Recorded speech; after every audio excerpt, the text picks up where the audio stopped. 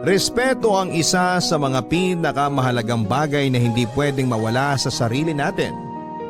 Ang sabi nga nila ay paano tayo irerespeto ng iba kung hindi natin yon kayang ibigay sa ating sarili. Ang sulat na babasahin natin ngayong araw ay pinadala ng kabarangay natin na si Karina, isang dalaga na lumaki sa simple at masayang pamilya. Dahil sa solong anak siya ay nasanay siya na palaging nakukuha ang mga bagay na gusto niya sa buhay. Kaya naman para sa kanya ay naging sukatan ng kaligayahan ng material na bagay na magiging pagmamay-ari niya. Pero nagbago ang lahat mula nang mamatay ang pinakamamahal niyang papa. May isa na lamang ang mama niya na bumuhay at nagtaguyod sa kanya.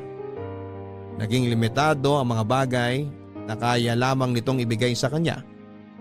At dahil hindi nga siya sanay na hindi nakukuha o nabibili, ang mga material na bagay na gusto niya ay naging mapusok at mapaghanap siya sa ibang tao. Ang hindi niya alam ang pagiging mapaghanap niya ang magdadala sa kanya sa isang seryosong kapahamakan. Gusto mo na bang makilala si Karina at marinig kung ano ang mga bagay na sinakripisyo niya para lamang makuha ang mga bagay na gusto niya? Handa ka na bang mainis at maiyak sa kwento ng buhay niya? Kagaya ka rin ba niya na naging materialistic na tao? Yung tipo na lahat ay gagawin makuha lamang ang bagay na gusto mo. O mas pipiliin mo ang simpleng buhay basta masaya ka kasama ang taong mahal mo?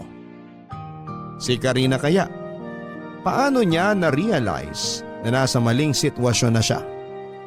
Nagsisi kaya siya na puro sarili lamang niya ang pinili niyang mahalin? Malalaman natin yan ang masaklap na nangyari sa buhay niya sa mga kwento ng pag-ibig, buhay at pag-asa sa nangungunang Barangay Love Stories. Dear Papa Dudut, ang akala ko dati kapag marami akong pera o palagi kong nakukuha ang material na bagay na gusto ko ay totoong masaya na ako. Nasanay kasi ako sa ganong setup ng buhay. Pero sa huli na-realize ko na wala sa luho o pera ang totoong kaligayahan ng isang tao.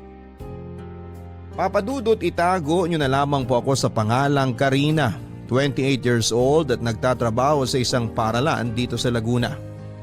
At bago ko ituloy itong sulat ko ay ipapaalam ko na rin na marami akong impormasyon na binago dito sa kwento ko.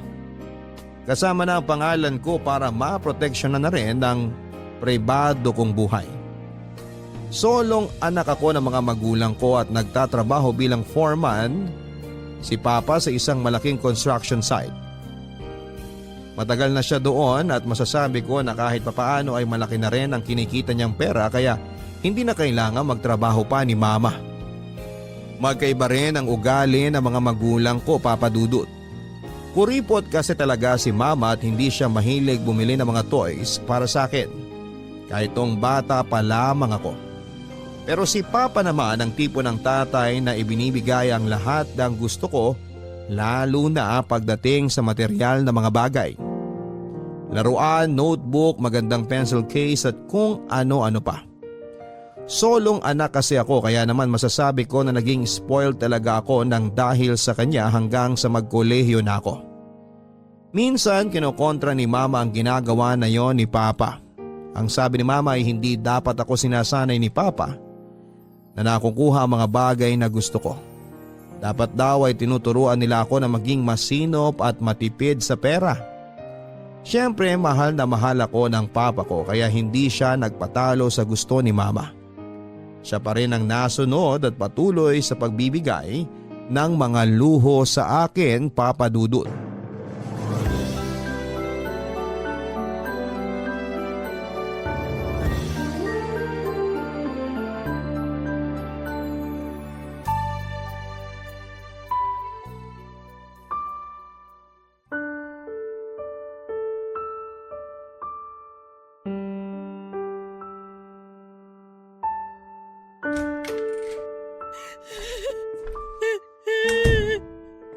Mama? Ano pong nangyayari? Karina, anak! Bakit po kayo umiiyak, Mama? Nanakawan po ba tayo? Nandito pa naman po yung TV at saka yung malaking speaker sa sala natin. Hindi naman po basag ang mga bintana. Ano po bang nanakaw dito sa bahay natin? Hindi tayo nanakawan, anak. Bakit nga po kayo umiiyak? Ano po bang nangyari? Sabihin niyo na po sa akin.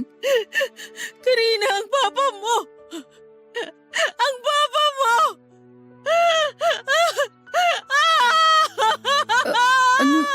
Ano pong nangyari kay Papa? Tumawag dito yung isang katrabaho niya at sinabi na wala na ang papa mo. Wala na siya, Karina. Ano po? Paano po nangyari yun? Kasabay lang po natin siyang mag-almusal kaninang umaga. Masigla po siya at walang kahit na anong nirereklamong sakit ng katawan. Malakas po si Papa. Na-aksidente daw siya sa trabaho nila kanina. Mama, baka po nagpa-prank lang yung tumawag sa inyo. Baka hindi naman po totoo yung sinabi niya. Gusto kong isipin na biro lang talaga yon. Pero si Obet ang tumawag. Siya ang isa sa pinakamalapit na kaibigan at katrabaho ng papa mo. Kilala ko siya at sigurado ako na hindi siya gagawa ng ganong klaseng biro. Pero ano po bang nangyari? Paano po na-aksidente si Papa sa trabaho? Sinisilip daw ng papa mo yung loob ng mixer machine na para sa simento dahil ayaw daw gumana nung una. Pero may isang katrabaho sila na hindi alam na nasa loob ang papa mo at sinindihan yung makina nun.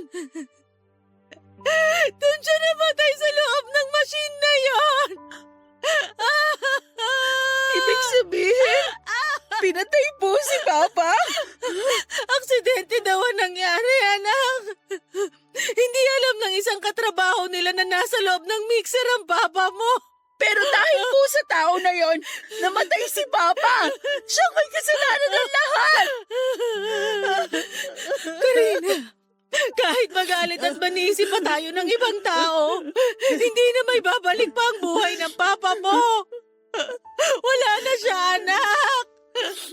Wala na ang papa mo. Bakit po kailangan na mangyari to? Bakit kailangan na mawala sa atin si Papa? Hindi ko rin alam. Napakabuting tao niya at wala siyang kahit na sinong inargrabyado. Bakit kailangan na buhay pa niya ang kunin kaagad ng Diyos? Bakit? Mama, magpakatatag po tayo. Paano natin gagawin yon? Wala na ang papa mo! Kinuha na siya sa atin, Karina! Wala na siya! Hindi po gugustuhin ni Papa na makita niya tayong umiiyak at pinanghihinaan ang loob. Kilala niyo po si Papa. Ayaw niya nang nalulungkot tayo ng dahil sa kanya. Hindi mo kasi ko naiintindihan. Hindi ko kayang mabuhay nang wala ang papa mo. Pero nandito pa naman po ako. Hindi ko po kayo iiwan, Mama. Pangako po yan. Hindi po ako aalis dito sa tabi ninyo. Ang bigat-bigat, Karina. Bakit kasi ang papa mo pa ang nawala? Bakit hindi na lang ako? Ayoko nang mabuhay sa mundo kung hindi siya kasama. Ayoko na! Mama, isipin niyo naman po sana ako. Nandito pa po ako. Tayong dalawa na lang po magkasama ngayon. Magtutulungan po tayo, Mama. Magpapakatatag po ako para sa inyo. At sana ganun din po ang gawin niyo para sa akin.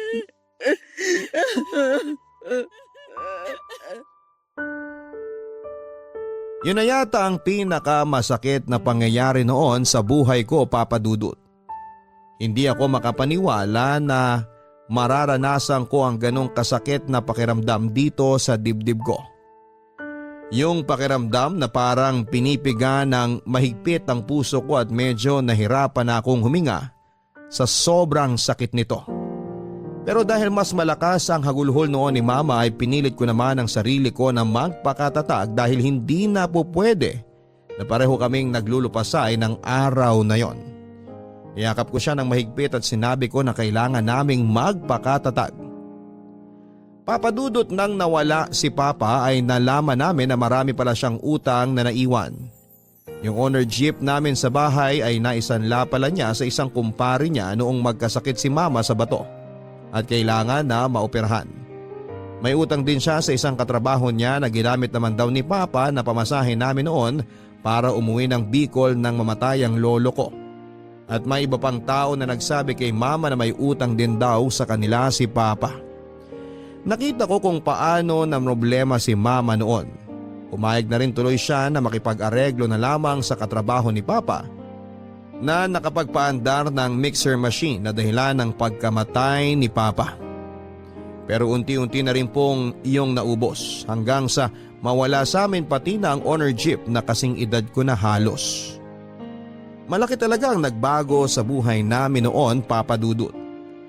At naramdaman ko na pati ang ugali ko ay nagsimula na ring magbago. Dahil wala na si Papa ay nagdesisyon si Mama na magtrabaho at maging bantay sa isang tiyangge na malapit sa amin. Nainis pa ako noon kasi madalas kaming dumadaan doon ng mga kaklase ko bago umuwi sa bahay. Nakikita tuloy nila si Mama na nagtatawag ng mga customer na dumadaan sa tapat ng tiyangge. Kaya hindi ko na lang siya tinitingnan para hindi ako mapahiya, Papa Dudut. Okay na lasa nitong niluto ko na ginisang sardinas na may miswa. Maghahain na rin ako at makapauwi na si Karina. Mama, may luto na po bang ulam? Nagugutom na po kasi ako. Sakto lang ang uwi mo, anak. Eto, kakatapos ko lang magluto. Parang medyo ginabi ka yata ngayon. Nag-extend po kasi ng klase yung isang professor namin. Tapos nag-practice pa po kami ng aerobic dance para sa finals namin sa PE. Naku, kaya pala mukhang pagod na pagod ka. Opo, kasi nakakapagod talaga yung paulit-ulit na aerobic dance na ginawa namin kanina. Hindi na nga rin po ako nagmerienda kanina kasi pamasahe lang po ang pera ko. Kaya gutom na po talaga ako. Pasensya ka na kung medyo nagtitipid tayo ngayon, ha? Alam mo naman na marami pa tayong utang na dapat bayaran. Ano pa nga po ba? Wala naman po akong ibang choice kundi magtiis na lang sa kakarampot na allowance na binibigay niyo sa akin eh. Huwag kang mag-alala. Mabayaran ko lang halos lahat ng utang ng papa mo. Ibabalik ko sa dati ang allowance na binibigay ko sa'yo. Maupo ka na anak at maghahain na rin ako ng hapunan natin. Sige po, Mama.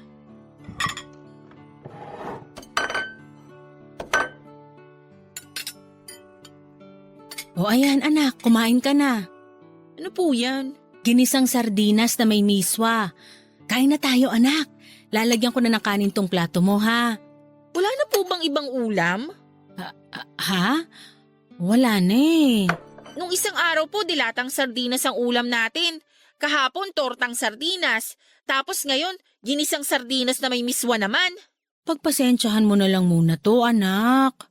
Isang linggo ko na pong pinagpapasensyahan yung sardinas na yan. Iba-ibang luto naman ang ginagawa ko sa sardinas. Pero sardinas pa rin po yan.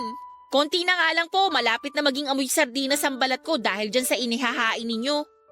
Ay, sige, sandali lang at magpiprito ako ng tinapang galunggong. Meron pa namang natira dyan sa ref natin at mabilis lang yun maluto. Isa pa po yung tinapang galunggong na yan. Gusto niyo po ba talagang tubuan ako ng mga kaliskis ng isda dahil sa mga ulam natin? Wala namang kaliskis ang sardinas sa tinapang galunggong.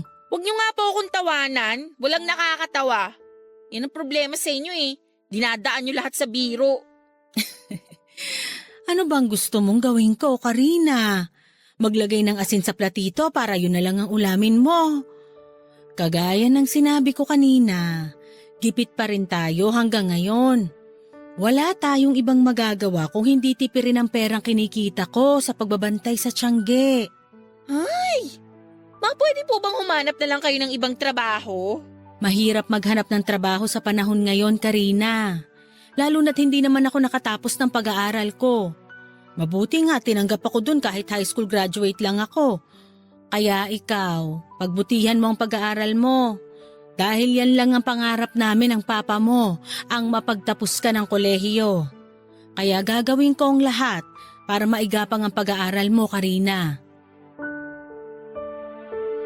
Papa Dudut, sobrang laki ng adjustment na ginawa ko mula nang mawala si Papa. Mula sa maliit na allowance na ibinibigay sa akin ni Mama, sa paulit-ulit namin na ulam sa lamesa at yung mga hindi niya pagbili ng mga bagay na gusto ko kagaya ng bagong bag, makeup at sapatos. Nahirapan talaga ako noon kasi hindi ako sanay na naghihirap kami. At naiinis din ako kasi pakiramdam ko ay hindi ako naiintindihan ni Mama.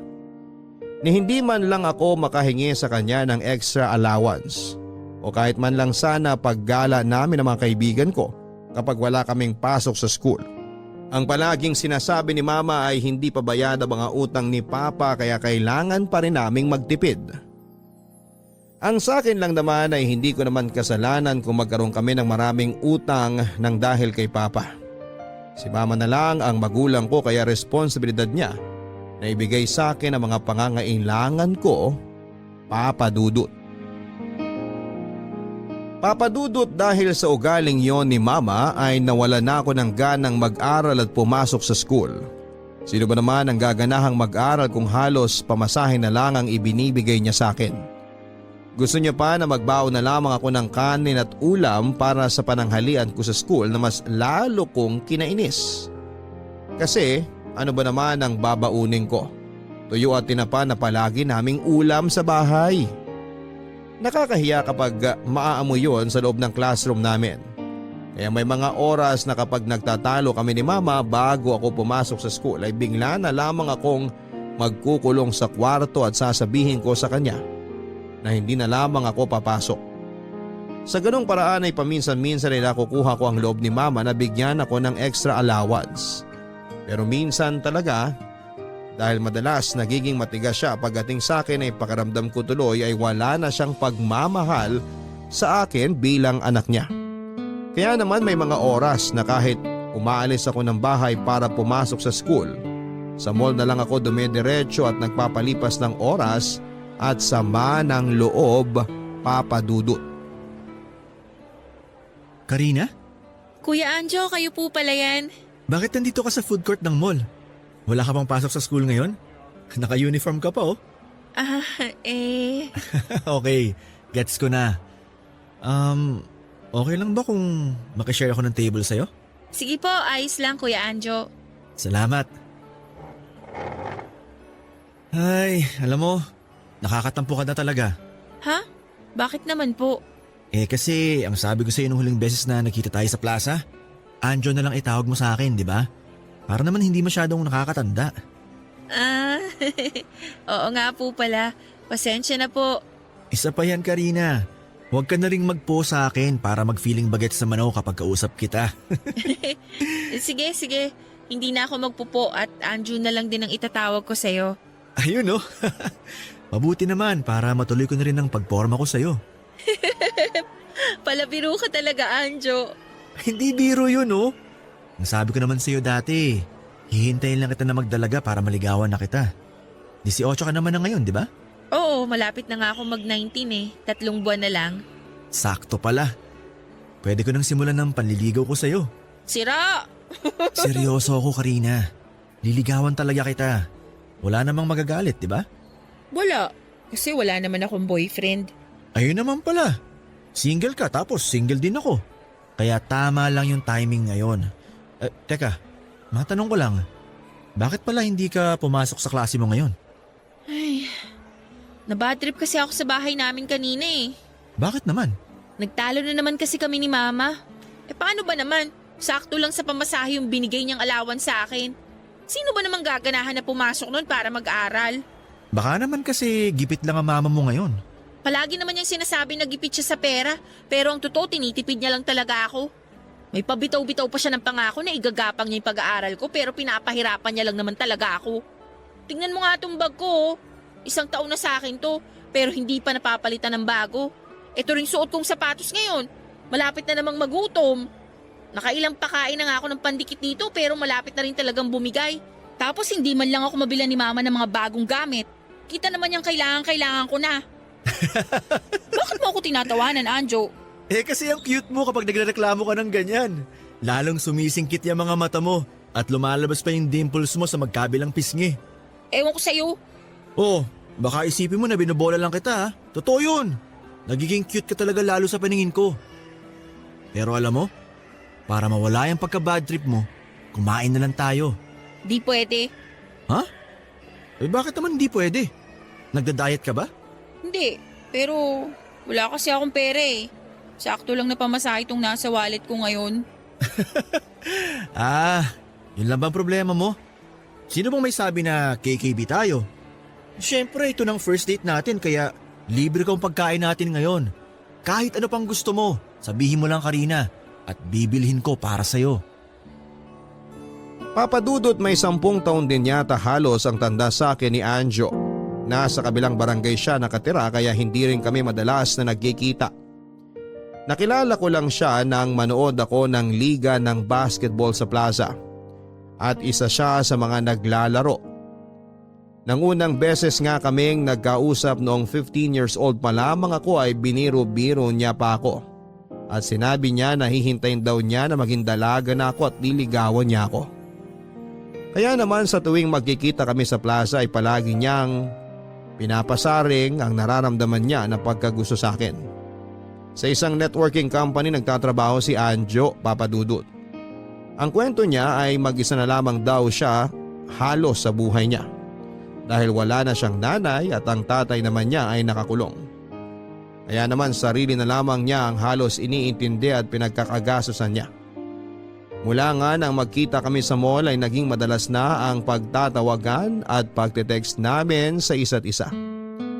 Hanggang sa sinabi niya na gusto niya akong ligawan at dahil wala naman akong boyfriend, hayaan ko na siya na manligaw sa akin, Papadudot. Anjo, thank you sa paghatid mo sa akin dito sa bahay ah. Wala yun. Medyo malalim na ang gabi kaya hindi talaga kita pauuwi na mag-isa. Sa bagay, pero thank you rin sa panlilibre mo ng dinner kanina. Nabusog ka ba? Oo, ang dami ko ngang fried chicken na nakain. Mabuti naman. Kasi gusto ko na sa bawat date natin, nabubusog ka talaga. Balak mo yata talaga akong patabain ano? Wala namang kaso sa akin kahit tumaba o pumayat ka, Karina. Kasi ikaw pa rin ang cute na babaeng espesyal dito sa puso ko. Ang corny mo. Di naman masyado. O sige na, papasok na ako sa loob ng bahay namin. Ay, saglit lang ah. May kukunin lang ako sa top box ng motor ko.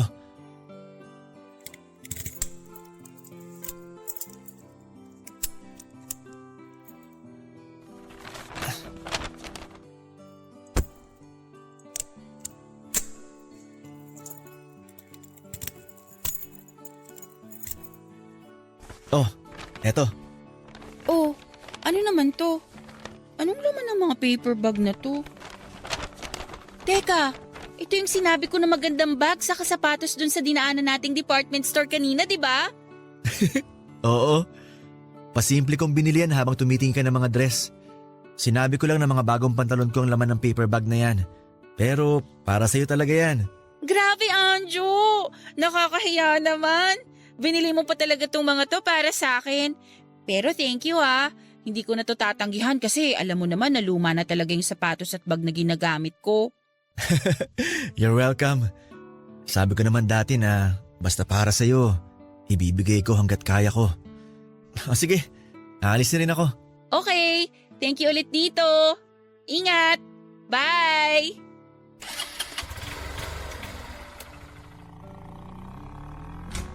Saan ka galing? Ay, At sino kabayo! yung naghatid sa'yo? Ano ba yan, Mama? Nakakagulat naman po kayo. Konting layo naman po sana sa may pinto. Sagutin mo na lang ang tanong ko kung saan ka galing at sino yung lalaking naghatid sa'yo. Diyan lang po sa mall. Tsaka si Anjo po yung naghatid sa akin. Taga-kabilang barangay lang po siya. Anjo! Yung anak ng drug addict na nakakulong ngayon? Ha? Saan nyo naman po napulot yung chismis na yan? Hindi chismis yun, Karina.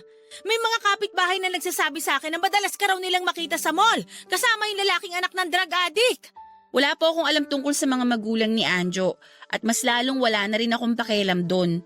Dahil mabuti po siyang tao. Kaya wag naman po sana kayong maging judgmental sa kanya. Chinismis lang pala sa inyo ng mga kapitbahay, naniwala na kayo kaagad. Mabuting tao porke binilan ka lang ng mga bagong damit? Tama ako, di ba? Sa kanya galing yung mga paper bag na dala mo na yan? Eh ano po bang pakialam nyo kung sa kanya nga galing to? Ni hindi nyo nga ako mabili ng bagong sapatos, tapos kapag may nagmalasakit na bilhan ako nito, mamasamain ninyo. Eh di sana ginagampanan nyo muna yung pagiging mama nyo sa akin para hindi ko tinatanggap ang mga to mula sa ibang tao. Aba, masyado na yatang matalas ang dila mo, Karina. Saan mo natutunan yan? Sa Anjo na yon? Siya rin ba nagturo sa'yo na wag na pumasok sa klase mo at buong maghapon na lang tumambay sa mall? Ano? Sabihin mo! Wala na kayong pakialam kasi buhay ko to. 18 na ako at may sarili na akong pag-iisip. Kaya ko nang magdesisyon para sa sarili ko, mama. At isa pa, hindi nyo ginagampanan ng pagiging magulang nyo sa akin kasi puro na lang trabaho at utang ni Papang iniisip nyo. Kaya wag nyo na rin pakialaman ang ginagawa ko sa buhay ko. Karina, wag mo akong tatalikuran! Hindi pa tayo tapos mag-usap! Karina, bumalik ka dito! Karina! Papa Dudut, aaminin ko na nahuhulog na rin ang loob ko noon kay Anjo kasi naibibigay niya ang mga bagay na gusto ko. Madalas kaming nagmo-mall tapos bawat ituro ko sa kanya ay binibili niya para sa akin. Pakiramdam ko tuloy noon ay mahal niya talaga ako kasi ibinibigay niya ang lahat ng gusto ko. Ganoon naman talaga ang pagmamahal, hindi ba? Dapat marunong kang magbigay at gumawa ng paraan para maibigay ang mga bagay na gusto ng taong mahal mo. Yon ang basihan ko ng pagmamahal noon, Papa Dudut. Kaya naman sa kabila ng hindi pagkagusto ni Mama kay Anjo para sa akin, sinagot ko pa rin ang manliligaw ko. Para sa akin kasi ay wala nang dahilan para hindi ako sagutin ni Anjo. Kaya lang nang malaman naman yon ni Mama, mas lalong naging madalas ang pagtatalo namin. Palagi niyang sinasabi na hindi kami bagay ni Anjo dahil sa edad namin na napakabata ko pa raw para magka-boyfriend at pumili naman daw sana ako ng matinong lalaki. Matinong lalaki para sa akin si Anjo dahil siyang nagbibigay ng mga bagay na gusto ko. Kaya sa huli, nagdesisyon ako na umalis ng bahay at makipag-live-in na lamang sa kanya, Papa Dudut. Nang makipag-live-in ako kay Anjo, ay nagdesisyon na rin ako na huminto sa pag-aaral ko sa kolehiyo. Hindi naman madali sa akin ang ginawa ko na yon dahil pangarap ko rin talaga ang makapagtapos at maging isang teacher. Pero paano ko pa gagawin yon kung nakakawalang gana na talaga ang kasama ko sa buhay na si Mama? Wala na siyang ibang ginawa kung hindi ang sermonan ako sa araw-araw ng buhay ko. Tapos parang hindi ko pa nararamdaman ang pagmamahal mula sa kanya na ibinigay sa akin noon ni Papa. Ang focus na lang niya ay magtrabaho at mabayaran lahat ng utang na naiwan nito. Kaya para hindi na kami araw-araw na mag-away at mabawasan na rin ang bigat ng responsibilidad niya, ay ako na ang umalis sa poder niya. Nung una, pinupuntahan pa ako ni Mama sa bahay ni Anjo para sunduin at iuwi. Nalaman niya siguro sa mga tsismosang kapitbahay ang address ng partner ko. Pero naging matigas ako at hindi sumama sa kanya. Sinabi ko na nasa tamang edad na ako kaya kahit na magkabaranggayan pa kami, ay hindi na niya ako mababawi pa. Nagpabalik-balik si Mama at halos umiiyak nang nakiusap na umuwi na ako. Pero ayoko pa rin. Hanggang sa sumuko na siya at hindi na bumalik pa sa bahay ni Anjo para sunduin ako, Papa Dudut.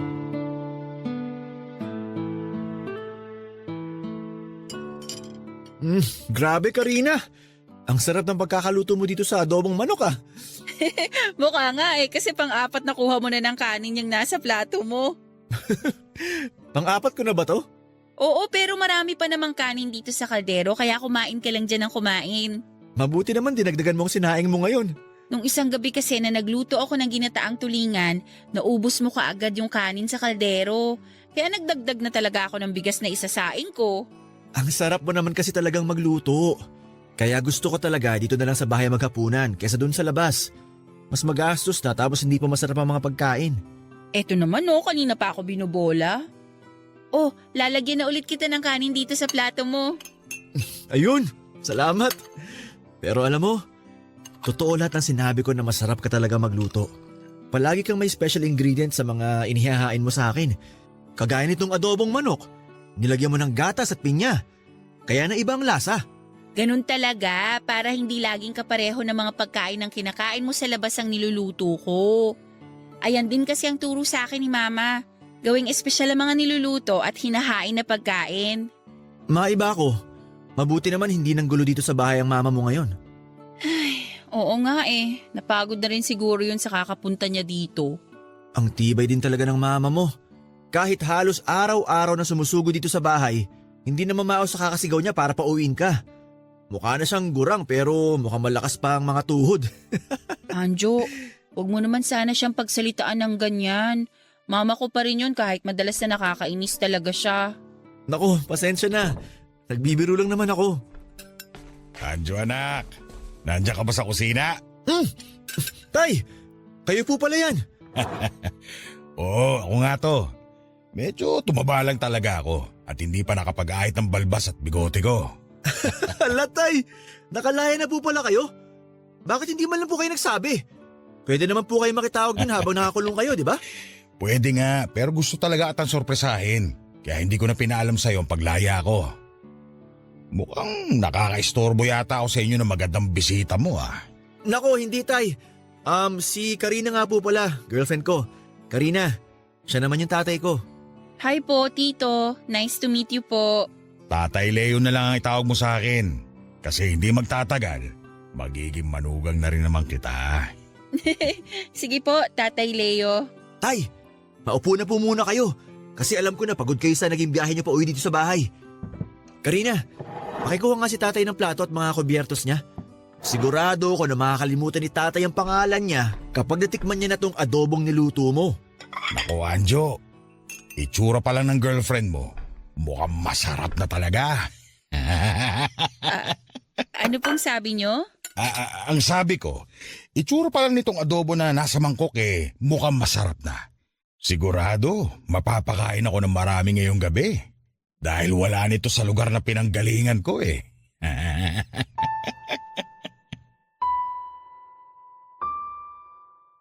Maayos naman ang umpisa ng pagsasama namin ni Anjo.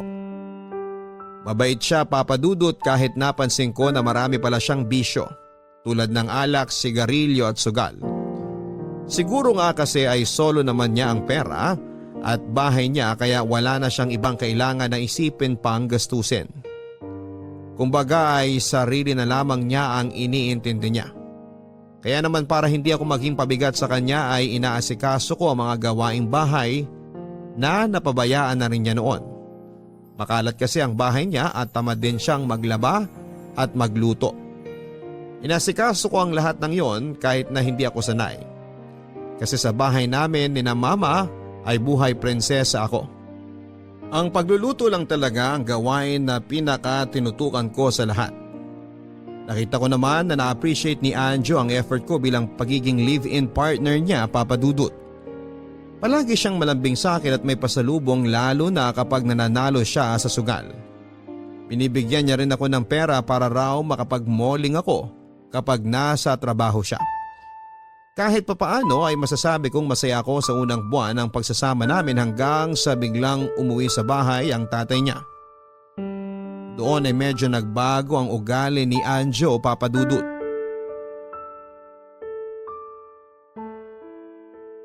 Anjo, ito na yung kape mo. Babalikan ko lang yung niluluto ko para sa baon mo sa pananghalian. Nako, hindi ko na mahihintay yan. Anong oras na Saglit na lang to, Anjo. Para hindi ka na rin bumili na makakain mo sa kantin. Nung isang beses kasi sinabi mo na sumakit ang tiyan mo dun sa binili mong ulam, 'di ba? Oo nga. Pero hindi ako pwedeng malate dun sa meeting ko para sa isang client. Ilang linggo na rin mababa ang benta ko at kailangan ko na talaga makabawi. Bibilisan ko na lang tong ginagawa kong pagluluto sa ginisang munggo. Bakit pa kasi tanghali ka na nagising? Pati tuloy ako muntik ng tanghaliin. Paano? Hindi mo kasi ako ginising.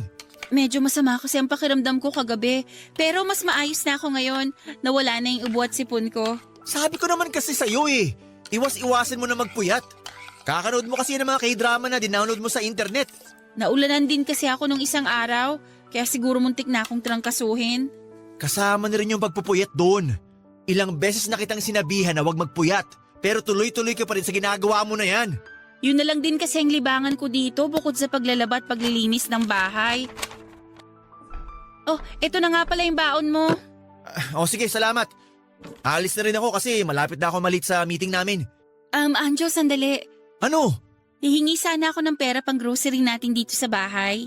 Akala ko ba masama ang pakiramdam mo? Ba't aalis ka pa ng bahay? Oo, masama ang pakiramdam ko kagabi. Pero okay na ako ngayon. Kanina ang bagal mong kumilos. Tapos biglang okay ka na ngayon? Iba ka rin Karina no? Gusto mo lang yata mamasyal Ano, gusto mong gumastos para sa mga luho mo?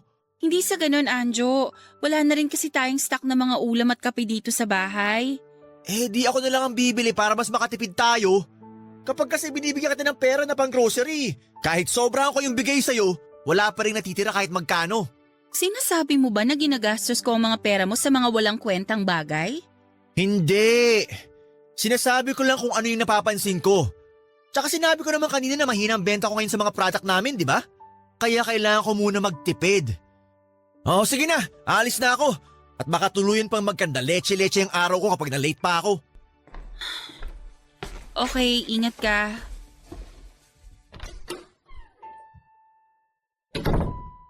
Ligpitin ko na nga lang muna tong ginamit kong pangluto para hindi masyadong makalat dito sa lababo. Iinom na rin ulit ako ng gamot mamaya kasi medyo masakit pa rin tong ulo ko. Pagkatapos nito siguro uunahin ko nang gawin yung... Good morning, Karina.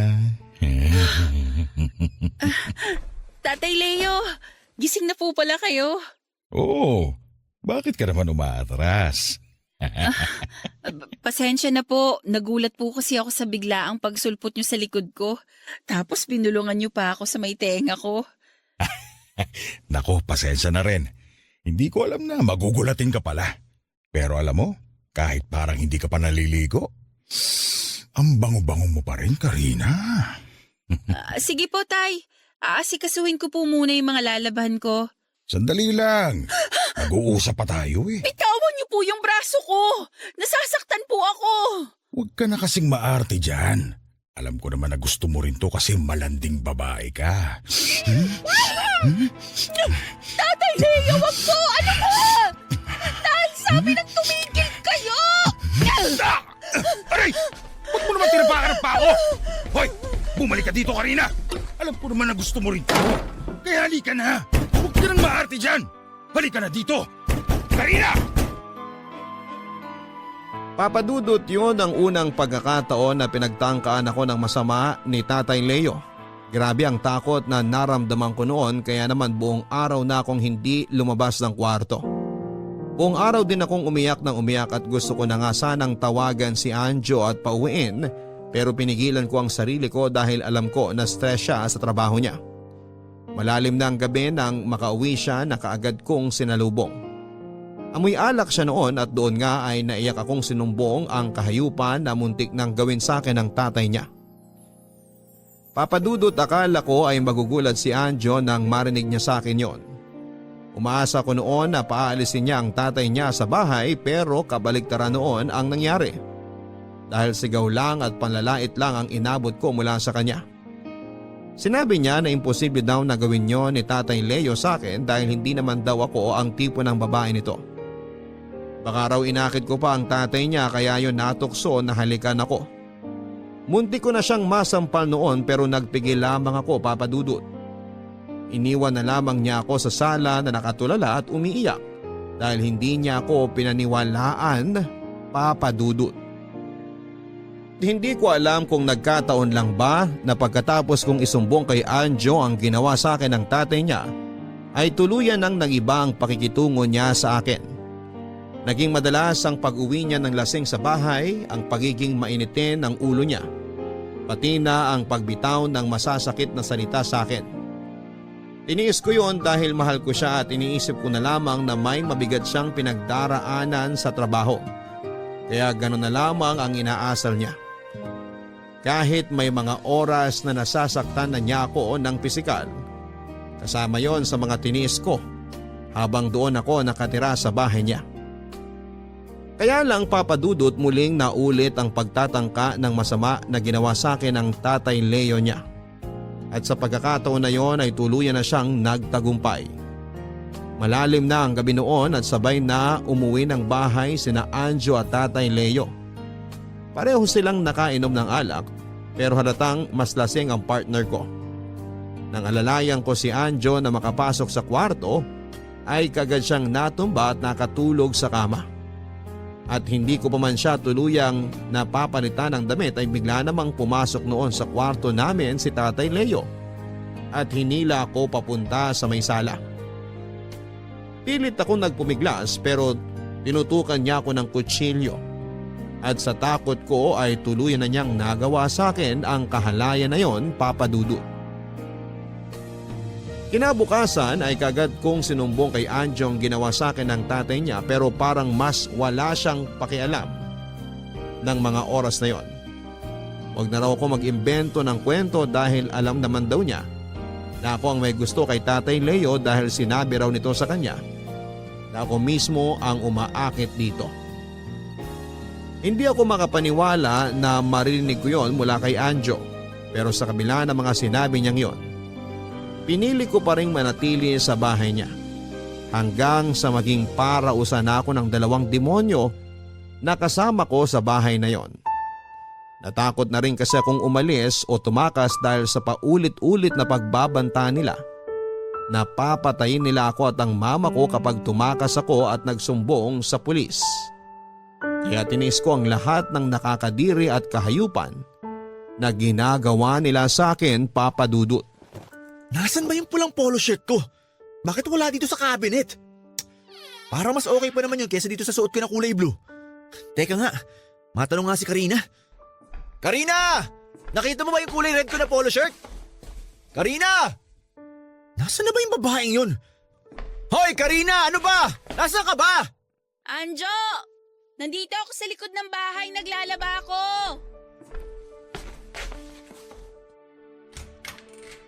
Nandiyan ka lang pala. Bakit hindi ka sumasagot nung tinatawag kita? Hindi ko naman narinig kaagad kasi nga nakasarado yung pinto. Ang dami mo pang dinadahilan dyan. Bakit mo ba kasi ako hinahanap? Hindi ko kasi makita yung red polo shirt ko. Saan mo nilagay? Hala, yung kulay pula na may puti sa laylayan at dulo ng kwelyo? Oo, yun nga. Tiningnan ko sa cabinet pero wala doon. Pasensya na, Anjo. Nandito kasi sa mga lalabahan ko ngayon. Ha? Eh di ba nung isang araw ko pa ginamit yan? Oo nga. Kaya lang naiwan mo pala tong nakasampay sa may sofa kaya hindi ko kaagad nakita. Kaya hindi ko na isama sa mga nilabahan ko kahapon. Alam mo ikaw, tanga ka na nga, bulag ka pa. Wala ka na nga ibang ginawa kundi ang magpasarap dito sa bahay eh. Tapos hindi mo pa ayusin yung paglalaba mo. Makaalis na nga lang at baka malit pa ako sa meeting ko. Pasensya na talaga, Anjo. Wala naman ang magagawa yung pasensya mo. Siguraduhin mo lang na maayos yung pagkakalaba mo sa mga damit ko. Kung hindi, talagang tatamaan ka na sa akin. Diyan ka na nga! Init na naman ang ulo ni Anjo. Siguradong mahina na naman ang benta niya sa mga produkto nila. Kaya sa akin na naman niya naibunto ng inis niya. Ay, grabe pa naman ang init ng panahon ngayon. Tatay Leo! Itiwan niyo nga po ako! Huwag ka nang maarte dyan. Tatay Leo, ang init-init po tsaka may ginagawa ako dito. Iwan mo na lang yan nilalaban mo at doon na lang tayo magpainit sa kwarto ko. Halika na. Hindi po pwede dahil magagalit si Anjo kapag hindi ko nalaban ang mga damit niya dito. Wala akong pakialam. Mas intindi mo ang galit ko kapag napikon ako dyan sa artehan mo. Halika na. Sumama ka na sa kwarto ko, Karina. Ayoko nga po! Bitawan niyo po yung braso ko! Gusto mo ba talaga dumugoy ang bunganga mo? Ha? Halika na kasi, Karina. Bitawan niyo po ako! Nasasaktan na po ako! Mas masasaktan ka kapag nag-inerte ka pa dyan. Sumama ka na sa akin. Bilisan mo! Sabi ngang ayoko nga po! Ayoko na! Ayoko na! Aray! Karina! Itigil mo yung paghampas mo sa akin ng balde! Pagod na ako sa inyo magtatay! Ano ba? Pagod na ako sa mga kababuyan na ginagawa niyo sa akin! Kaya hindi na ako papayag na magalaw niyo pa ako ulit! Hindi na! Papadudot diring-diri na ako sa sarili kong katawan sa bawat araw na lumilipas na nasa bahay ako ni Anjo. Lalo na at hinayaan ko silang mag-ama na gawin akong parausan. Si Anjo sa gabi at si Tatay Leo naman sa umaga. At mas masakit ang ginawa nilang pangmumolestya sa akin kapag nakagamit pa sila ng droga. Kaya sa tuwing mag-isa ako sa kwarto at umiiyak ay naaalala ko na lamang si Mama at kung paano siya nagsumikap para mapag-aral ako. Kasabay pa noon ang pagbabayad sa mga utang na naiwan ni Tatay. Gusto ko na talagang umuwi sa kanya noon pero parang wala na akong mukha pang maihaharap sa kanya. Dahil ako na mismo ang pumili sa malupit na kapalaran ko. Isa rin yon sa mga dahilan kung bakit nanatili pa rin ako sa bahay ni na Anjo, Papa Dudut. Pero lahat naman siguro tayo ay marunong mapagod. Lalo na kapag masyado nang masakit ang mga pinagdadaanan natin sa buhay. Kasi nagising na lamang ako isang araw na hindi ko na kayang tanggapin ang kababuyang ginagawa sa akin ng mag-amang kasama ko sa bahay. Kaya naman sa muling pagtatangka sa akin ni Tatay Leo habang naglalaba ako, hindi ko na napigilan ang sarili ko na manlaba ng araw na yon. At pagkatapos ko siyang paghahampasin ng balde hanggang sa matumba siya. Kagad akong kumaripas ng takbo palabas ng bahay. Lakad, takbo ang ginawa ko noon, makalayo lamang sa bahay na parang naging impyerno para sa akin. Huminto lang ako nang maramdaman ko na tuluyan na akong nakalayo, Papa Dudut. Sakto naman na may nakasalubong ako na naglalakad na isang masayang pamilya. May tatay, nanay, kasama ang 3 nilang mga anak. Habang lumalampas sila sa harapan ko ay narinig ko ang pagkukwentuhan nila ng masasayang nangyari sa kanila ng araw na yon. Naluha ako habang pinagmamasdan sila hanggang sa makalayo na sila sa kinakatayuan ko. Sa sobrang bigat nang nararamdaman ko ay nakita ko na lamang ang sarili ko na nakatayo sa harap ng pinto ng bahay namin ni Mama, Papa Dudut. Oo, papunta na ako dyan. Darating ako kaya wag ka nang sumigaw kasi naririndi na ako sa boses mo. Malilate lang ako pero darating ako para palitan ka sa pagbabantay dyan sa Tiangge. O sige na, ibababa ko na tong tawag kasi palabas na rin ako ng bahay. O bye na.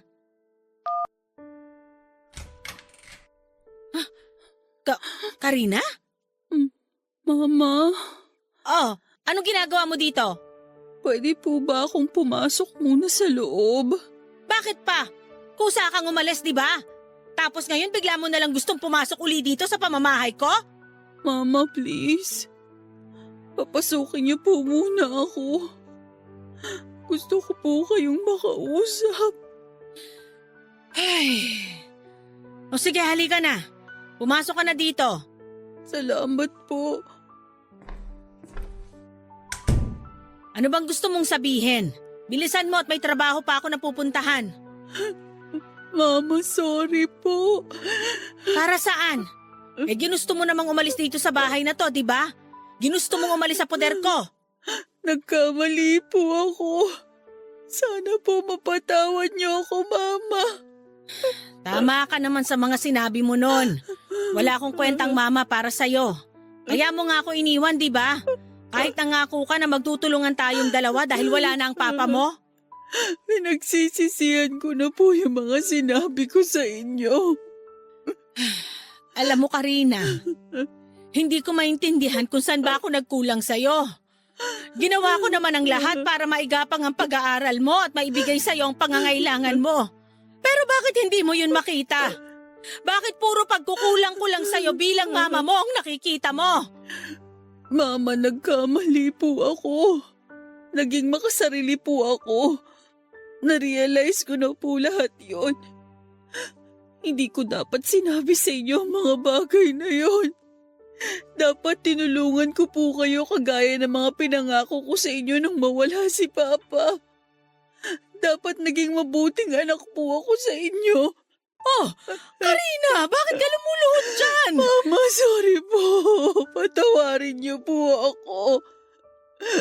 Ngayon po na-realize ko na hindi ko po kayang mawala kayo sa buhay ko. Na dapat nakinig po ako sa inyo dahil mali po ang lahat ng bagay na naging desisyon ko sa buhay ko. Sorry po, Mama. Sorry po. Tahan na, Karina. Huwag ka nang umiyak at huwag ka na rin lumuhod sa harapan ko. Mama, maniwala po kayo. Nagsisisi na po talaga ako sa mga sinabi ko sa inyo. Sorry po kung nasaktan ko kayo dahil sa mga ginawa ko noon. Sorry po kung naging sobrang pabigat ako sa inyo. Sabi ng tama na. Huwag mo nang isipin yon at huwag ka na rin umiyak. Hindi naman talaga kita matitiis kasi anak kita at mahal na mahal kita. Mahal na mahal ko rin po kayo, Mama. Salamat po talaga. Tumahang ka na kasi ayoko nakikitang umiiyak ka. Teka, bakit parang ang laki ng pinayat mo? Saka ano to? Bakit may mga pasa at sugat ka dito sa braso at leg mo? Napakagulo rin ng buhok mo. Ano ba nangyari sa'yo? Sina Anjo po at ang tatay niya. Pinagsamantalahan po nila akong dalawa. Paulit-ulit po at halos araw-araw. Sinasaktan po nila ako. At kanina lang po ako nakataka sa bahay nila. Mga walang iyak yon! Napakahayop nila! Paano nila nagawa sa'yo yon? Mga demonyo sila! Mama, natatakot po ako. Baka puntahan nila ako dito sa bahay. Baka patayin po nila ako, Mama. Huwag ka matakot, anak! Hindi ka na masasaktan ng mga hayop na yon! Nandito si Mama at kahit anong mangyari, hindi ka na nila malalapitan! Pangako yan! Hindi ka na masasaktan ng mga demonyo na yon! Papadudot ang buong akala ko ay hindi na ako mapapatawad pa ni Mama. Handa akong tanggapin noon ang sampal, ang masasakit na salita mula sa kanya pero hindi niya yon ginawa sa akin. Siguro nga ay totoo ang palagi kong naririnig na walang magulang ang matitiis ang kanyang anak. Pero hindi lahat ng pagsusumikap at sakripisyo ng magulang ay nakikita at na-appreciate ng isang anak. Kagaya na lamang ng nangyari sa amin ni Mama. Wala naman talaga siyang ibang ginawa noon kung hindi ang magsumikap para sa akin. Hindi madali ang maging single parent pero ayun siya at pilit na kinakaya ang lahat. Samantalang ako ay walang ibang ginawa kung hindi ang baliwalain ang pagsasakripisyo na ginawa niya. Papadudot ng araw na yon ay tuluyan na kaming nagkaayos ni Mama. Hindi na ako malis pa sa bahay niya dahil pakiramdam ko ay safe na safe ako kapag kasama ko siya. Hindi na rin siya pumasok noon sa trabaho at nang matapos kong ikwento sa kanyang lahat ng dinanas ko sa bahay ni Anjo, ay halos maiyak siya sa sobrang galit na nararamdaman niya. Hindi siya makapaniwala na nagawa yon sa akin ng dalawang demonyong nakasama ko sa bahay na naging malaimpyerno para sa akin. Kaagad kaming pumunta sa barangay noon para magsampa ng reklamo pero wala na rin sina Anjo at Tatay Leo sa bahay nila nang puntahan ng mga tanod. Tuluyan na silang nagtago nang maisampa ko na sa pulisya ang kaso ng pangmomolestya nila sa akin.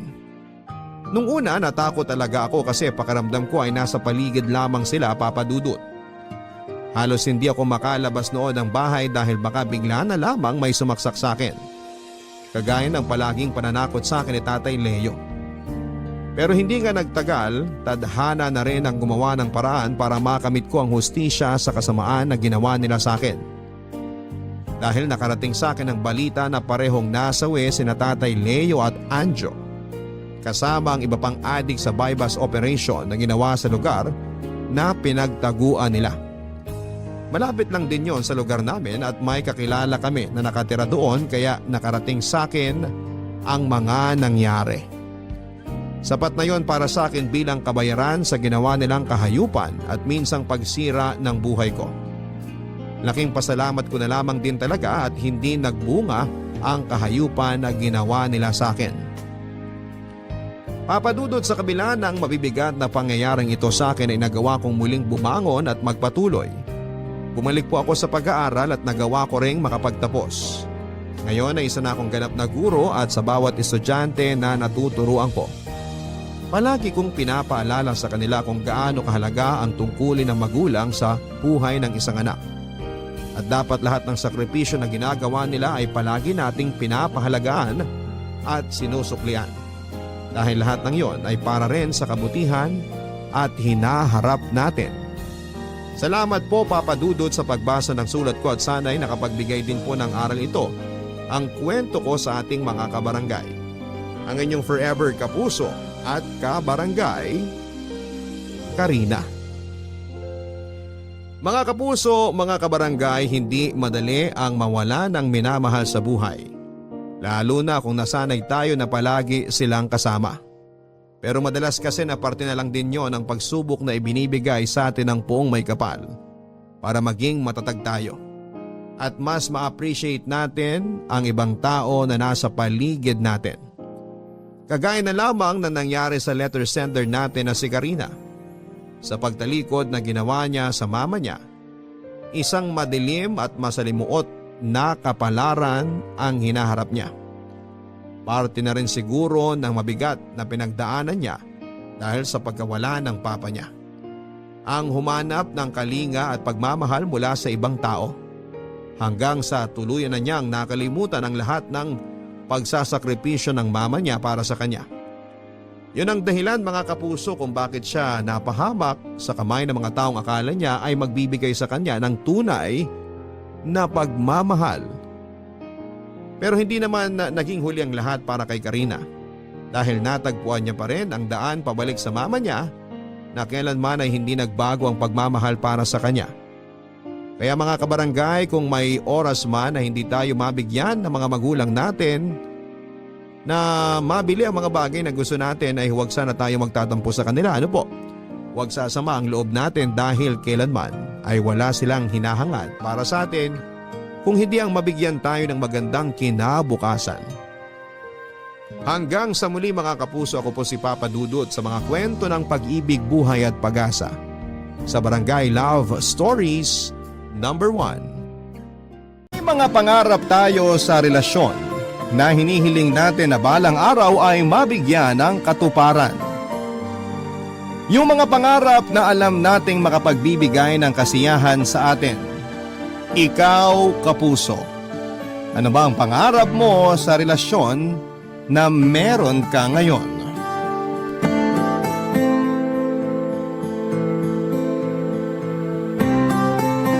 Dear Papa Dudut, ako nga pala si Rufa, 25 years old at isang kusinera. Hindi na po ako nagkaroon ng ibang trabaho kundi ang pagluluto lamang. Hindi naman kasi sa pagmamayabang pero magaling talaga akong magluto. May time noon na pinag-aagawan ako ng mga karinderya sa dati kong barangay. Nakailang karinderya at kantina siguro ang napasukan ko. Palipat-lipat ako noon ng trabaho at mamaya ay sasabihin ko sa inyo kung bakit nga ba. Ang pinakamatagal na pinasukan kong trabaho ay sa isang barangay sa Tondo. Pinakalumang karinderya daw yon at sinabi sa akin ng may-ari yon. Naiengganyo ako magtrabaho roon dahil malaki ang pasahod at talagang dinarayo, Papa Dudut. Mas lalong ang dumami ang customers nila dahil sa pagpasok ko doon. Mas lalong nakilala ang karinderyang yon dahil sa akin at dahil sa aking specialty na adobo. Sa adobo ko iikot ang kwentong ito, Papa Dudut.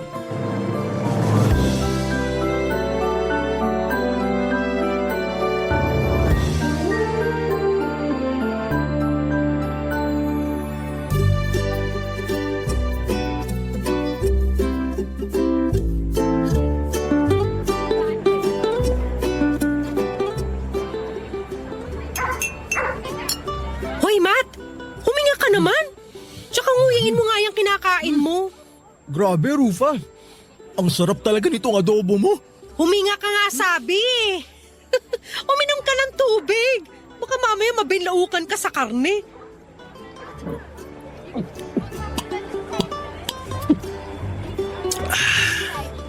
Ang sarap talaga nito. Ito talaga yung pinakamasarap na adobo na natikman ko eh. Promise. Basketbolero. Totoo nga. Di ka pa ba sanay? Lagi pinupuri yung adobo mo ng mga kumakain dito. Gutom lang mga yun. Pa-humble naman ito. Parang di mo alam na masarap adobo mo ah. Alam ko namang masarap. Sa lahat ng mga pinasukan kong karinderya, dito lang yung 3 beses magluto ng adobo kasi laging nauubos. Thank you, Matt. Ano ba sikreto ng adobo mo? Ayoko nang sabihin, baka gayahin mo. Anong gayahin? Parang hindi mo naman nakikita na hindi ako nagluluto dito. Wala akong tiyaga magluto. Tsaka nag-promise ako sa sarili ko na tsaka lang ako magluluto kapag na-in-love na ako. Kapag nahanap ko na yung babaeng gusto ko. We! Wewe ka pa dyan. Dali na kasi. May secret ingredient ka bang nilalagay sa adobo mo? Wala naman. Eh bakit pikit mata sa sarap to? Gusto mo talagang malaman kung anong sikreto? O sige. Pagmamahal. Wow, napaka-showbiz ng sagot. Nakakaasar. Totoo nga. Pare-parehas lang naman ang sangkap ng adobo. Kung meron mang idadagdag, hindi pa rin yun mangingibabaw sa totoong lasa. O sige, kunwari naniniwala ako. Bakit pagmamahal? Wag na nga lang. Hindi ka naman naniniwala eh. Joke lang, to naman. Bakit nga pagmamahal? Kasi gusto kong maramdaman nung kakain ng adobo ko yung pagmamahal ko. Hoy, hinaliwan mo ba ng gayuma tong adobo mo? Hindi! Ay, ganito kasi yon. Kaya ako ginagalingan yung pagluluto ng adobo. Kasi umaasa ako na may mafafall sa akin dahil sa adobo ko. Eh di gayuma nga. Isusumbong kita sa amo natin. Parang tanga naman to eh. Ang hirap kasing ipaliwanag. Yung adobong niluluto ko, ang tulay ko para makilala ko si The One. Ganun kasi yung nangyari sa mama at papa ko. Dahil sa adobo, nagkagustuhan sila. Ayos ah. Ano yan? Adobo love story, ganon. O tapos, ipapadala mo yung kwento mo sa Barangay LS. Tapos sinong babasa ng sulat mo? Si Papa Dudut. Ito naman parang sira ka usap eh. Basta, balang araw magkakaroon ako ng love life dahil sa adobo at si Papa Dudut pa ang lalapit sa akin para malaman yung buong kwento ko. Ike-claim ko na. Uy, sorry. Nadigay ako. Sobrang nabusog kasi ako sa kwento mo eh. Pero okay lang yan, Rufa. Hindi naman masamang mangarap eh. Walang halong biro, Papa Dudut. Nagkakilala nga sina Mama at Papa dahil po sa adobo. Dati rin kusinera si Mama at kilala rin siya sa kanila bilang pinakamasarap magluto ng adobo. Dinarayo nga daw noon ang adobo niya. Nagkataon na kumain noon si Papa sa karinderyang pinagtatrabahuhan niya. Nasarapan si Papa sa nilutong adobo ni Mama at halos naubos na raw niya yung isang kalderong kanin dahil sa sobrang sarap. Kinilig pa nga raw si Mama dahil panay daw ang puri ni Papa sa kanya habang sumusubo. Mula noon ay araw-araw nang bumabalik si Papa para matikman ang adobo ni Mama. Yon at yon lang daw ang kinakain ni Papa, hindi raw nagsawa si Papa. Naging silang dalawa hanggang sa pinagbuntis na ako ni Mama. Mula pagkabata, wala silang ibang kinuwento sa akin kundi ang love story nilang dalawa. Naniniwala sila noon na pinagbuklod sila ng tadhana dahil sa adobo ni Mama. Kaya hanggang sa kabilang buhay sila pa rin ang magkasama. Papadudot ang love story ng magulang ko ang dahilan kung bakit naniniwala ko sa ideya na makikilala ko rin ang the one ko dahil sa adobo. Gusto ko noon na magkaroon ng sequel ang love story nila sa love story ko. Kaya naman nagsumikap akong aralin ang adobo ni Mama. Noong na-perfect ko na yon ay pumasok na ako bilang kusinera sa mga karinderya. Pag nabibigo akong hanapin ang the one ko sa isang karinderya, agad po akong aalis noon at lilipad sa iba. Kaya hindi rin talaga ako nagtatagal sa mga karinderya at ibang eatery dahil nga sa hindi ko natagpuan doon ang the one ko. Hanggang isang araw parang may tinulak na ang tadhana papunta sa akin, si Robin, at unang tingin ko pa lamang sa kanya noon ay alam kong siya na talaga si the one.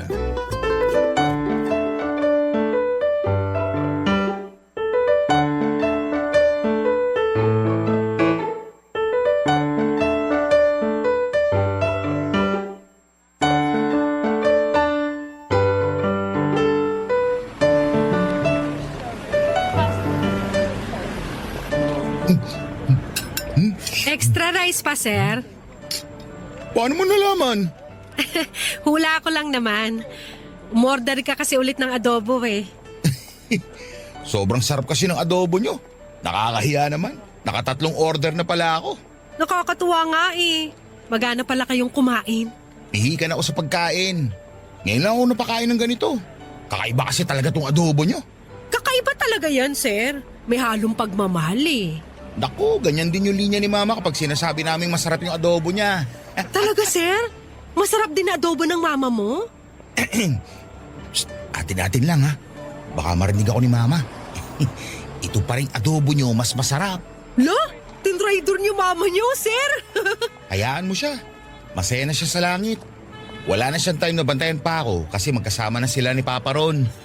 Parehas pala tayo, sir. Ulila na rin ako. Ay, sorry. Napalungkot ba kita? Hindi naman po masyado. Teka, babawi ako. May pick-up line ako para sa'yo. Sige, ano yun? Sana hindi ka maging adobo. Bakit?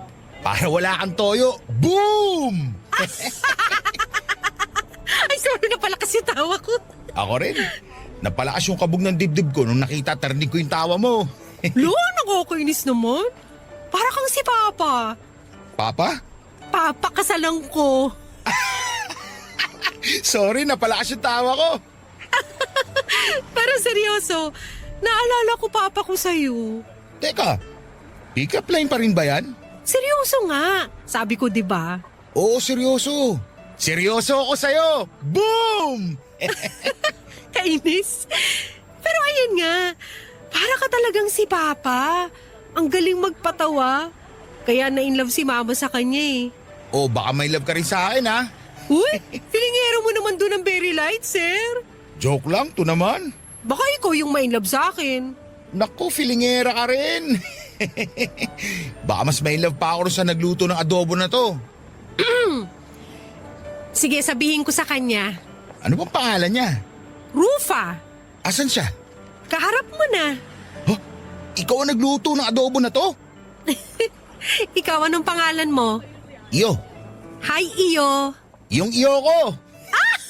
Nakakaloka. Robin nga pala. Isang construction worker si Robin at malapit lang sa karinderya namin yung trabaho niya. Kaya napapadalas ang kain niya sa amin, Papa Dudut. Doon na tuloy kami nagkakilala. Nalaman ko na wala siyang girlfriend at isang beses pa lamang siyang nagkaroon ng karelasyon. Hindi na ulit siya nagtry manligaw dahil na-trauma raw siya. Naawa ko sa kanya noong kinuwento niya yung buong nangyari. May halo ring kaba noon sa akin dahil paano kung hindi niya ako mahalin dahil takot pa rin siya. Na-pressure ako, Papa Dudut, baka hindi maging kami ni Robin dahil sa hindi magandang experience niya sa relasyon. Wala pa naman akong kaalam-alam sa mga relasyon dahil never naman akong nagkaroon ng boyfriend. Gusto ko kasi noon kung sino ang unang boyfriend ko siya na rin ang last, parang sila Mama at Papa. Una at huli nila ang isa't isa. Kaya naman ginalingan ko ang pagluluto ng adobo at kumapit ako noon sa adobo para makuha ang puso ni Robin. Dinalasan ko pa nga ang pagluluto ng adobo para mas mapadaling ma-inlove sa akin si Robin. Barangay Love Stories. Barangay Love Stories. Nalaman ko na rin kung saan siya nakatira. Kaya sa mga araw na hindi siya nakakadaan sa karinderya, ako na mismo ang naghahatid ng kanin at adobo sa kanya. Ini-effortan ko talaga si Robin dahil gusto ko noon na siya na yung makasama ko forever. Na-feel ko naman na nagkakagusto na rin si Robin sa akin. Nagre-reply na nga siya sa mga text ko at nagsisend na rin siya ng mga selfie kapag nasa work siya noon. Kulang na lang talaga kami ng label noon. Hindi ko naman siya minamadali dahil ayoko siyang ma-pressure. Baka kasi layuan niya ako. In-enjoy ko na lamang yung panliligaw ko sa kanya, Papa Dudut, at marami ako naging effort sa kanya na minsan o madalas nakakasira na sa akin. Nahalata yon ng katrabaho kong si Matt.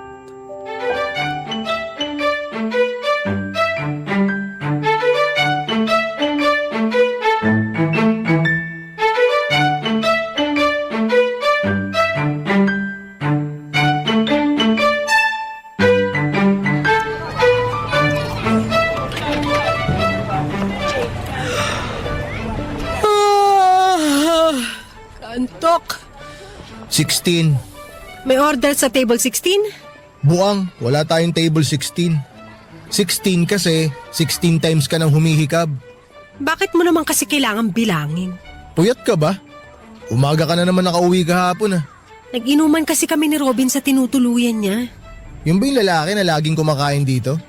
Oo, Yung lagi mong binibigyan ng libreng extra rice at libreng adobo? huwag masyadong malakas yung boses. Marinig ka ng amo natin eh. Alam mo, konti na lang talaga isusumbong na kita eh. Uy, wag naman. Para ka namang di kaibigan. Eh di pautangin mo ako para di ako magsumbong. Wala nga akong pera eh. Naubos na kahapon. Kasasahod mo lang kahapon ah. Hubos na agad. Nilibre ko kasi si Robin ng alak at pulutan. Ikaw ang gumastos? Hindi naman lahat. O ano ang bag niya? Yelo. Nako! Nako ikaw! Bobo mo! Ang lakas ng boses mo. Maririnig ka ng amo natin eh. Ang galing mong magluto pero ang tanga mo in real life. Nakakasakit ka na ah. Masakit talaga ang realidad. Masaya naman ako sa ginagawa ko. Ang tanong hanggang kailan? Nakakapagod yung ginagawa mo ah. Pag nagmamahal ka, hindi ka mapapagod. Sabi nga ng mga tanga, Inggit ka lang kasi wala kang love life. uy, kung ganyan lang din naman ang magiging love life ko, salamat na lang. Ay di wow! Eh di wow, Umalis ka nga rito, panira ka ng araw. umalis ka na nga rito, panira ka ng buhay. Hoy! Araw yung sinabi ko, hindi buhay.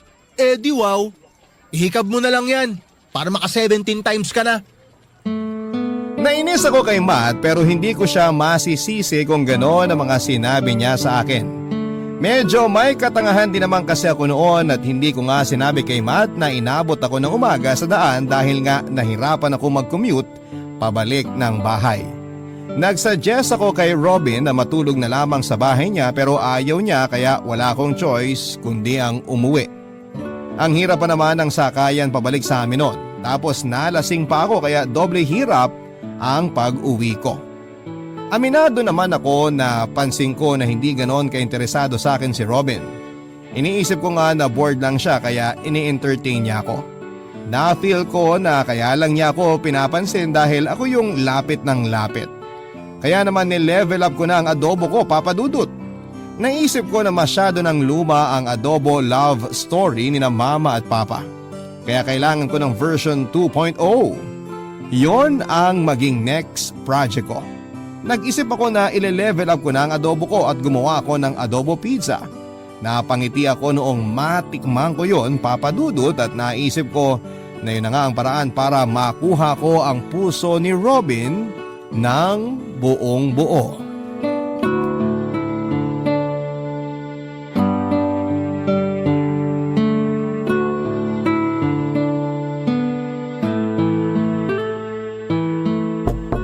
Robin? Bakit ngayon ka lang? Sorry na pa-OT kasi ako sa karinderya. Daming customer. Kanina pa ako gutom eh. Alam ko naman. Sorry. Nagmadali na nga ako pumunta rito eh. Kaya naiwan ko yung adobo pizza na ginawa ko para sa'yo. Adobo pizza? Inimbento ko lang. Baka kasi nananawa ka na sa adobo ko eh. Ha? Adobo rin naman yung pizza mo. At least nag-level up. Gagawin kita sa susunod. Uy, anong dala mo ngayon? Bumili ako ng burger dyan sa kanto nyo. Gusto ko ng kanin eh. Ano yung burger? Eh di bibilihan kita ng kanin. Isabay mo dyan sa burger. Joke. Huwag ka magbiro sa taong gutom ha. Sorry. Nors ka uwi. Kakarating ko lang tapos papauwi mo na ako agad? Tinatanong ko lang kasi maaga ako matutulog. May basketball kami bukas. Ay, hindi naman ako magtatagal. Uuwi rin ako agad kapag wala ka ng ibang kailangan sa akin. Actually, wala na. Ah, okay. Pwedeng makiupo muna saglit? Bakit? Napagod kasi ako kanina sa trabaho tapos nag-commute pa ako papunta rito. Saglit lang naman ako uupo. Hindi ako magpapagabi rito. Okay, mabuti na yung malinaw.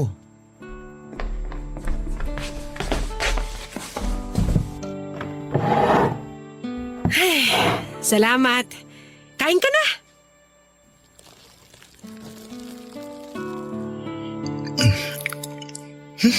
Ang pangit talaga ng lasa ng burger dyan sa kanto namin. Pweh! Lasang swelas sa sapatos. Sorry, hindi ko alam na hindi mo trip yung burger nila ron. Kung bakit naman kasi kinalimutan mo yung pinagyayabang mong adobo pizza eh. Babawi ako sa susunod. Pasensya na. Next time ayusin mo ha. Oo, promise. Robin, Ano yun? pwede ka sa Sunday? Death anniversary kasi ni na mama at papa eh. Baka pwede mo ko samahan sa puntod nila. Bakit ako? Para mapakilala na kita sa kanila. Bakit? Ano ba kita? Di naman tayo ah. Yun nga eh. Ano nga ba tayo, Robin? Ha? Ang tagal na nating nagkakamabutihan pero hindi pa rin klaro sa akin kung ano tayo. Masaya tayo. Masaya naman tayo sa ganito, di ba? Pero mas magiging masaya kapag klaro sa akin kung ano tayo. Kailan ba tayo magkakaroon ng label? Kasi wala akong may sagot sa mga nagtatanong sa akin eh. Ay nako, hayaan mo yung mga tao na yan. Ang importante, masaya tayo. Ang unfair naman. Ginawa ko naman lahat para sa'yo ah. Bakit label lang hindi mo maibigay sa akin? Hindi naman nakakabigat yun ah. Pareho tayong single. Kaya bakit hindi pwede? Kasalanan to ng ex ko eh. Masyado ako na-trauma sa ginawa niya. Kaya natatakot akong mailove ulit. Kaya natatakot akong sumubok ulit. Alam mo, Rufa, kung napapagod ka sa akin, pwede ka nang tumigil. Gusto kita pero natatakot pa ako. Baka kasi gawin mo rin sa akin yung ginawa ng ex ko. Sorry. Ang insensitive ko. Hindi ko man lang naisip na may trauma ka pa pala. Hindi kasi ganun kadali yung hinihiling mo eh. Durug na durug ako. Na-trauma ako. Ano bang mahirap intindihin dun? Kaya nga sorry eh. Hindi na mauulit. Hindi ko na nga inulit na tanungin si Robin tungkol sa label namin, Papa Dudut. Nakonsensya ako noong nasaktan siya habang inaalala ang nakaraan nila ng ex niya. Nag-promise na lamang ako sa sarili ko na tutulungan ko siyang mag-heal. Naisip ko na ako rin naman yung makikinabang noon kapag nakarecover na siya sa ex niya. Ang sabi ko noon sa sarili ko ay konting panahon pa at mamahalin na rin ako ni Robin. Yun lang naman ang goal ko noon. At madali na lamang yung makuha oras na mawala yung trauma ni Robin sa ex niya. Tama naman noon si Robin, ang importante ay masaya kaming dalawa. Yung iba nga dyan may label pero lagi namang nag-aaway. Yun lang ang tinato ko sa utak ko noon. Masaya naman ako, Papa Dudut, kapag kasama ko siya pero sa kalagitnaan ay bigla na lamang akong malulungkot dahil parang walang ibang pinupuntahan ng ugnayan namin. Nakontento na lamang ako sa ibinibigay niyang konting atensyon kahit alam kong deserve ko naman yung atensyon na buo. Noong dumalaw nga ako sa puntod ng mga magulang ko ay hindi ko napigilang umiyak at natanong ko tuloy bakit ang dali lang para kina mama at papa na maging masaya pero ako ay hindi. Barangay Love Stories. Barangay Love Stories. Noon ay lagi niya akong tinatawagan. Kung dati isang beses o dalawa lamang sa isang linggo, kung magkita kami ay naging 3 beses na. Kaya natuwa ako sa improvement ng ugnayan namin. Sa susunod naisip ko baka payagan na rin niya akong matulog sa tinutuluyan niya. Noong birthday niya ay nag-request siya sa akin na gumawa ng adobo pizza at syempre sinunod ko yung gusto niya. Pinapunta niya ako sa bahay niya at nag-ayos ako noon, Papa Dudut. Nangutang pa nga ako ng ipinangbili ko ng sinuot ko. Nag-makeup din ako kahit kating-kalina yung mukha ko dahil hindi naman ako sanay sa kolorete. Noong nakarating na ako sa bahay niya, agad niya akong pinagbuksan ng pintuan. Yun na ang naging simula ng pagbabago ng buhay ko.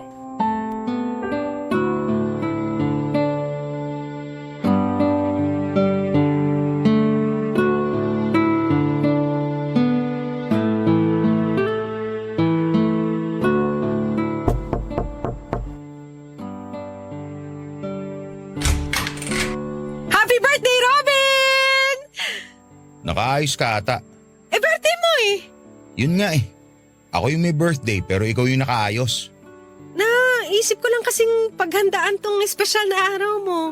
Yan na ba yung adobo pizza na ginawa mo? Oo, masarap to. Hawakan mo, mainit-init pa. Oh, Salamat. Kailangan pa ba ng hot sauce para rito? hindi na. Okay, good. Pasok ka. May papakilala ako sa'yo. Friends mo? Hindi. Kamag-anak? Hindi rin. Eh sino? Robin, saan pala isasabit yung... Uy, may bisita ka pala. LJ, may papakilala ako sa'yo. Sino siya? Hi. LJ, Rufa. Rufa, LJ. Hi. Hi. Si Rufa yung ino-orderan ko ng adobo. Oh, ikaw yun? Alam mo ba na yung adobo mo ang pinakamasarap na natikman ko? Dahil nga sa adobo mo na-inlove ako kay Robin.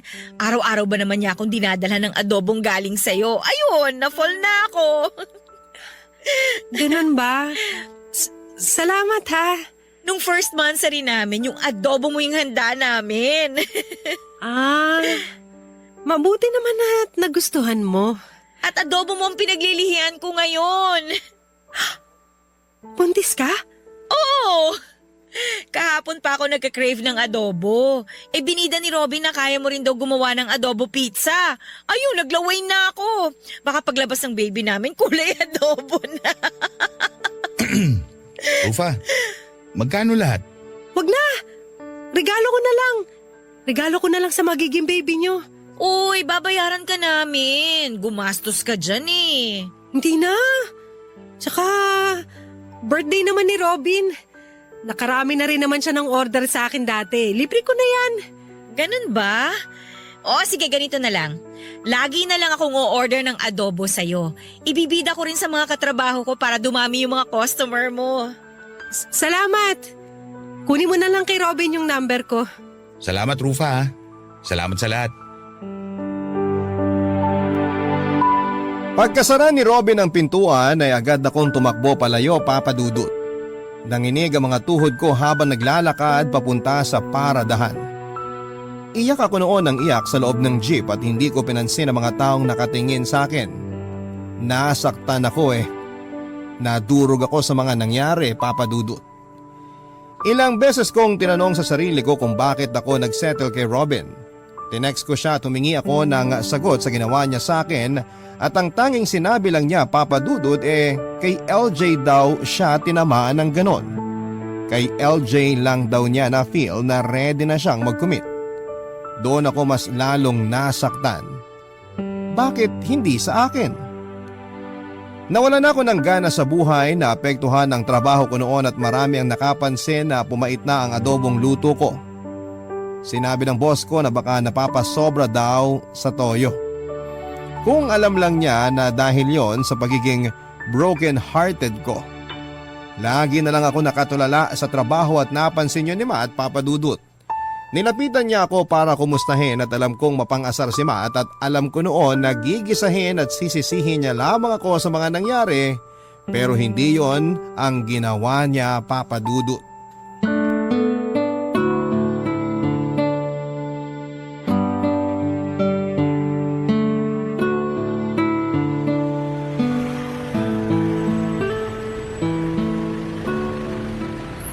Rufa, Kung mang-aasar ka lang o maninise, wag ngayon please.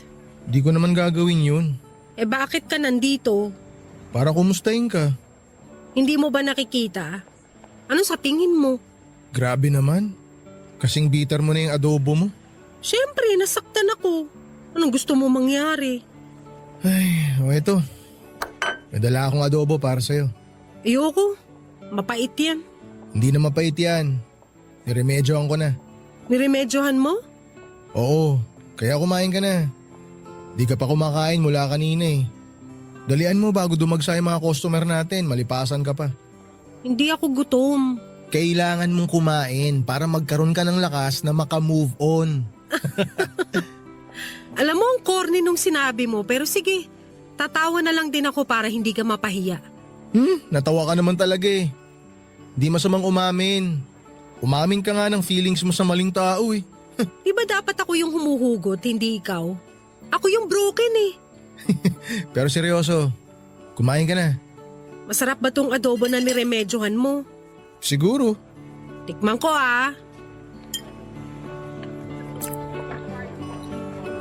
Uy! Ang sarap! Anong ginawa mo rito? Eh kasi pumapait na yung luto mong adobo. Eh kesa mapagalitan ka naman ng amo natin, sinubukan ko na lang ayusin. Inisip ko lang yung adobo ng nanay ko habang nire-remedyoan ko yan. Pero pasensya ka na kung hindi katulad nung niremedyo kong adobo yung adobo mo. Uy, grabe naman. Ang sarap nga nito eh. Alam mo, ngayon lang may gumawa ng adobo para sa akin. Kung tutusin, ikaw pa rin naman nagluto niyan. Inayos ko lang. Ganun na rin yun. Thank you Sinalba mo yung adobo ko. Thank you rin sa pagsalba sa akin. Marunong ka pala magluto? Oo naman, marunong ako magluto. Hindi lang ako mahilig. Naturuan din naman ako ng nanay ko na magluto noon. Magaling din magluto yung nanay ko. Parang ikaw. Talaga? Paborito niya na ipinagluluto yung tatay ko. Pag nagluluto si nanay noon, nasa tabi niya lang si tatay lagi. Wala namang naitutulong si tatay kay nanay kasi di naman siya marunong magluto. Nandun lang siya. Taga-suporta. Taga-cheer kay nanay kapag masarap yung timpla ng luto niya. Ang cute naman. Cute no? Gusto ko rin ng ganong relasyon. Alam mo, wag kang masyadong umasa na magagaya yung love story mo sa love story na magulang mo. Tignan mo yung nangyari sa akin. Nga.